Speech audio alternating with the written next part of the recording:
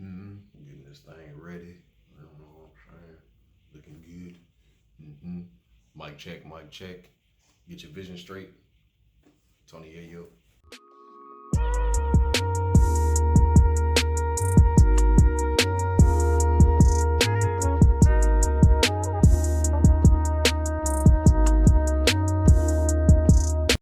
Well, rising family.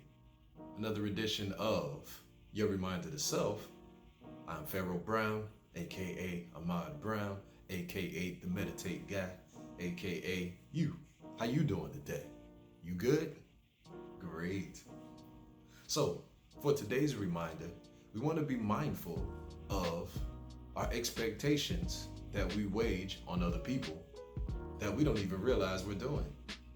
Just as the meme posted says, do not expect you from other people, we have to realize that the vast majority of us have a real bad habit of immediately judging situations or immediately judging people based on the way that we would have reacted to something or the way that we would have done something. And we do not take any consideration for the fact that the person that we are critiquing, that we are calling out, is actually a person on their own journey. And they have their own way of reacting and their own way of getting through different situations. Think about it for a moment. When we talk about things where we're making a critique on someone, we'll say, oh, that person shouldn't have done X, Y, Z. Oh, I would have reacted this kind of way to a certain situation. Well, you're saying it right there, that you would have reacted X, Y, Z kind of way. And now you are defacing, looking at someone less than, or simply placing yourself above another person just because they did something different. Now, it's very easy for us to fall into that trap where we do critique somebody else or we judge somebody else and we really think that we're just passing along some information or we're just viewing an event and we're not particularly judging it. However, that's not the truth.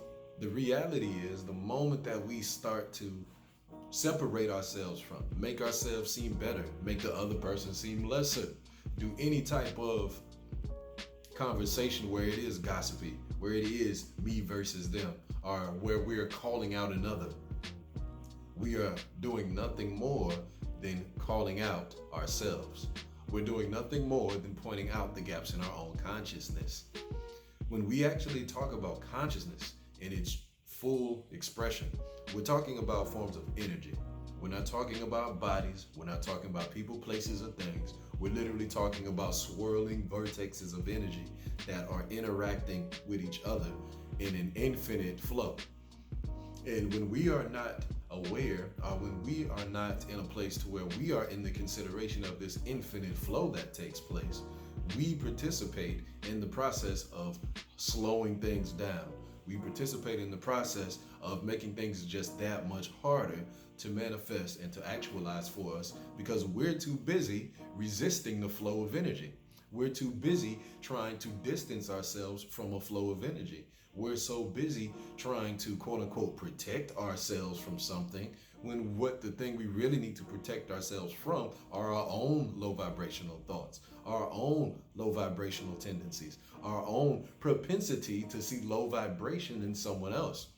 If, for instance, we see somebody and they have maybe some type of questionable reputation about them, and again, we don't know, or maybe we do know that that person has done or is doing things that do not seem quote unquote savory in your own eyes based on what you feel is correct and right. The moment that you open your mouth and begin to immediately label them of some sort of denigrative thing, you have done nothing more than opened up your own psyche, found that same denigrative aspect of within your own self, and actually projected it onto that person so that you can feel better about the energy that you still wrestle with. Yeah, it's a real interesting paradox to know.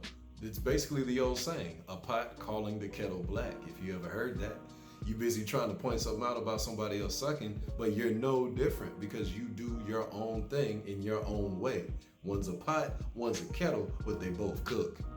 And the question is, what's cooking under your skull? What's cooking inside of your consciousness? What type of perspectives are you entertaining, that show your ability to stay in this infinite flow, to be able to be mobile and to be fluid and to be non-resistant, to move like water does, how it can move and flow in and out of any situation?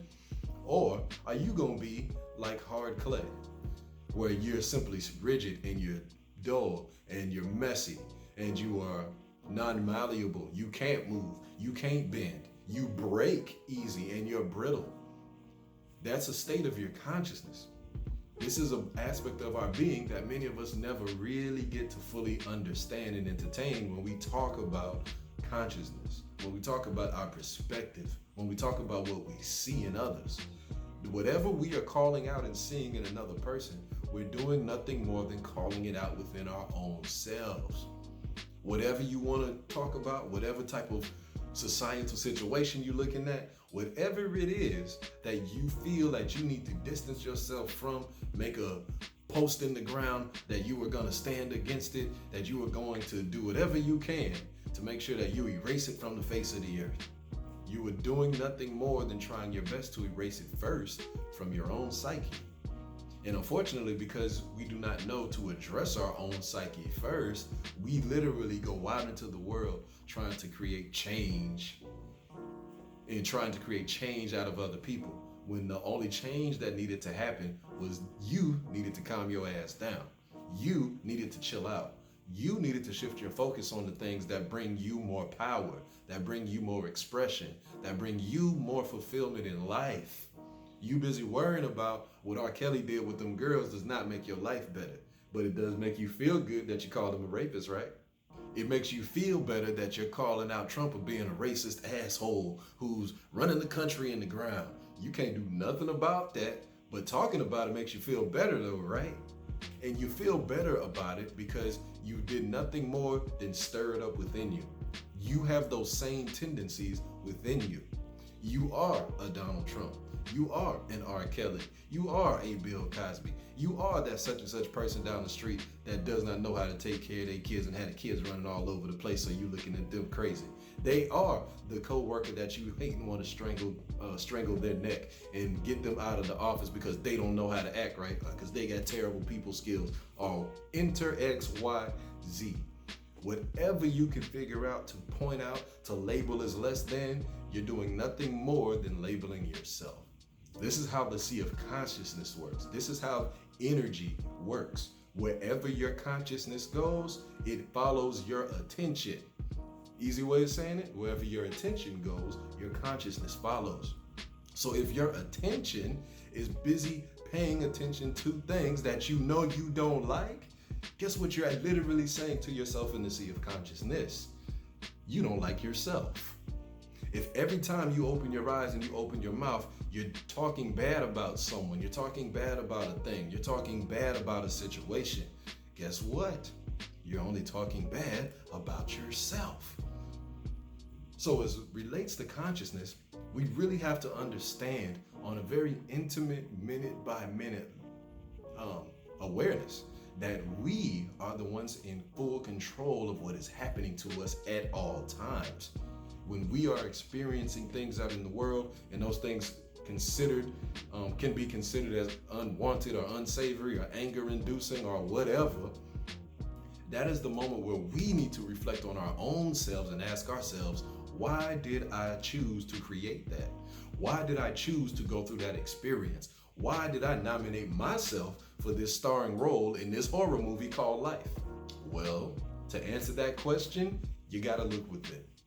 The only way that you are truly going to raise yourself up to the perspective where you will be able to see yourself in everything, to where you will be able to detach and not judge anything, to where you will not be in this frame of mind in your consciousness where you are in a low vibration and where you're using an external tactic of stepping over others to artificially inflate yourself to make yourself feel good. You have to look within. And in the process of looking within, you literally have to turn your attention inside of yourself. Journey within and feel out those areas in yourself where you know you are resistant, where you know you are hesitant, where you know you were judgmental, where you know you have no ability to see something in a different way. And you have to go to those literal areas of yourself and break that stuff apart. Break the sheath open. Rip off the scale. Tear down whatever house you have built. Whatever type of expectation that you have on somebody else, it needs to be completely deleted and removed. Unless you have an expectation for your own self. And if you do have an expectation for your own self, the only person who needs to hold that is you. So do yourself a favor. Calm yourself down. Take yourself off that emotional cliff where you're always ready to point something out, always ready to be angry, always ready to be looking for a disaster and ready to say you're the one who's above it. Just be above it and simply see things for what they are. And what are they? They are a beautiful and wonderful expression of energy. They are a wonderful, chaotic flower that is blossoming into its own actualization. It is a situation that is fulfilling itself in however it is supposed to be. It is something that may have a level of love that may be not at your level, but it is something going through a journey to where it will not only get to your level, it will eventually surpass your level. There is nothing around you that is against you. There is nothing around you that wants to destroy you. There is nothing around you that wants to cause you harm, except for the aspects of harm, disaster, and destruction that exist already inside of you that have gone unchecked. So begin to attract yourself to other things so that they can be more expansive for your viewpoint in life. And if you allow yourself to maintain that mentality, maintain that perspective, you will literally feel a change within your own body. You will become lighter. You will become more easygoing. You will become more of a manifester, where it becomes easier for you to make things for yourself, to get things going in your own direction. You want these things because what do we all want? We all want to be good. We all want to feel great. We all want a little money in our pocket. We all want to be away from lack. So if you know you're struggling with those areas in some form of fashion, look within yourself and see where you are pointing them out in others, where you are pointing them out around your house, where you are pointing them out around your job. Begin to put it into practice to where when you see something that appears as less than, you begin to say it's not less than, it's simply growing in its journey. And once you really lock into that perspective, you will start to grow in your journey too. So this is your reminder to self. I am Ahmad Brown, aka Pharaoh Brown, aka the Meditate Guy. Wholeness family. Peace.